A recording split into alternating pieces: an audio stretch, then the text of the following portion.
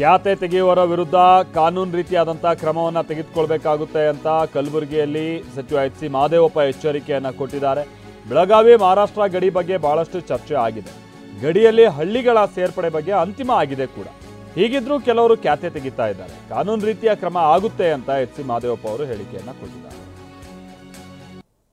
ದುರದೃಷ್ಟ ಥರ ನಡೀತಾ ಇರೋದು, ನಾವೆಲ್ಲ ಭಾರತೀಯರು ಬೆಳಗಾವಿ ಮತ್ತು ಮಹಾರಾಷ್ಟ್ರದ ಗಡಿ ಸಂಬಂಧಪಟ್ಟಾಗಿ ಅನೇಕ ವಿಷಯಗಳು ಚರ್ಚೆಯಾಗಿ ಅಂತಿಮವಾಗಿ ನಮಗೆ ಮತ್ತು ಅವರಿಗೆ ಸೇರಬೇಕಾದಂಥ ಗ್ರಾಮಗಳ ಬಗ್ಗೆ, ಪ್ರದೇಶ ಬಗ್ಗೆ ಅಂತಿಮವಾದ ತೀರ್ಮಾನ ಕೊಡಲು ಮುಗಿದ ಮೇಲೆ ಮತ್ತೆ ಆ ಥರ ಪದೇ ಪದೇ ಖ್ಯಾತೆ ತೆಗೆದು ಸರಿಯಾದ್ದಲ್ಲ.